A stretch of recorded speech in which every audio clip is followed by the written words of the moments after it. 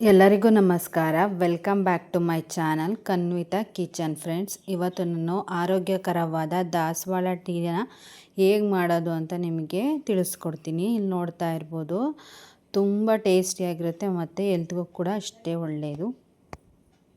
ಈ ಒಂದು ದಾಸವಾಳ ಟೀ ಮಾಡಲಿಕ್ಕೆ ನಮಗೆ ನೋಡ್ತಾ ಇರ್ಬೋದು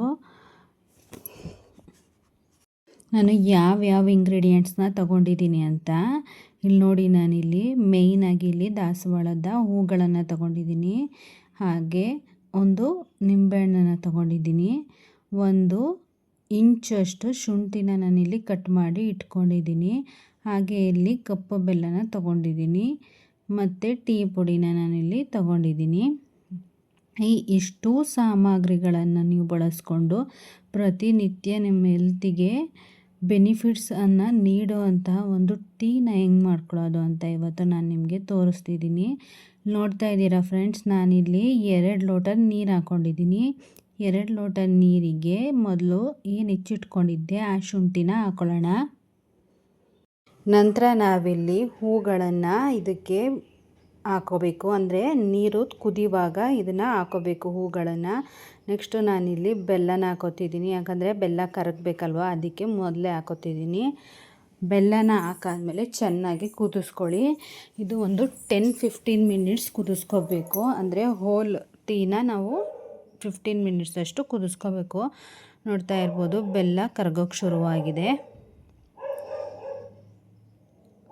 ಈ ಒಂದು ಹಂತದಲ್ಲಿ ನಾವು ಚೆನ್ನಾಗಿ ಅದು ಕಾಯೋದಕ್ಕೆ ಬಿಟ್ಟುಬಿಡಬೇಕು. ದಾಸವಾಳ ಟೀ ತುಂಬ ಆರೋಗ್ಯಕ್ಕೆ ಒಳ್ಳೆಯದು. ಶುಗರ್ ಇರೋರಿಗೆ ಅಥವಾ ಬ್ಲಡ್ ಪ್ರೆಷರ್ ಇರೋರಿಗೆ ತುಂಬ ಒಳ್ಳೆಯದು. ನೋಡ್ತಾ ಇರ್ಬೋದು, ನಾನು ಎಲೆಗಳನ್ನು ಕೂಡ ಹಾಕಿದ್ದೀನಿ.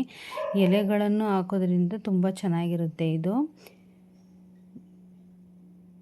ಮತ್ತು ನಾನಿಲ್ಲಿ ಪುದೀನ ಎಲೆಗಳನ್ನು ನಾನು ಇಲ್ಲಿ ಆ್ಯಡ್ ಮಾಡ್ಕೊತಿದ್ದೀನಿ. ಈಗ ಇದು ಹಾಕಾದ್ಮೇಲೆ ಚೆನ್ನಾಗಿ ಕುದಿಲಿಕ್ಕೆ ಬಿಟ್ಬಿಡಬೇಕು.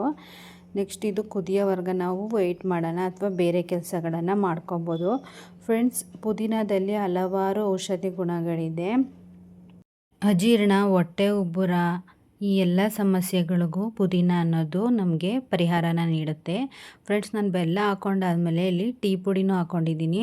ನಿಮಗೆ ಟೀ ಪುಡಿ ಬೇಡ ಅಂದರೆ ನೀವು ಅದನ್ನು ಸ್ಕಿಪ್ ಮಾಡ್ಬೋದು. ಸೊ ಈ ರೀತಿ ಚೆನ್ನಾಗಿ ಕುದಿಸ್ಕೊಂಡು ಒಂದು ಕಪ್ಗೆ ನಾನಿಲ್ಲಿ ಸೋಸ್ಕೊತಾ ಇದ್ದೀನಿ. ಇದ್ರ ಟೇಸ್ಟ್ ನೀವು ಮಾಡಿ ನೋಡಿ ಕುಡಿದು ನನಗೆ ಕಮೆಂಟ್ ಮಾಡಿ, ತುಂಬ ಸಖತ್ತಾಗಿರುತ್ತೆ. ಸೊ ಲಾಸ್ಟಲ್ಲಿ ನಿಂಬೆಹಣ್ಣು ಹಿಂಡ್ಕೊಂಡ್ರೆ ದಾಸವಾಳ ಟೀ ರೆಡಿ. ಇವತ್ತಿನ ರೆಸಿಪಿ ಆದ ದಾಸವಾಳ ಟೀ ನಿಮಗೆ ಇಷ್ಟ ಆದರೆ ಪ್ಲೀಸ್ ಲೈಕ್ ಕೊಡಿ, ಸಬ್ಸ್ಕ್ರೈಬ್ ಮಾಡಿ ಮತ್ತು ಪೂರ್ತಿ ವಿಡಿಯೋ ನೋಡಿ ಫ್ರೆಂಡ್ಸ್. Thank you.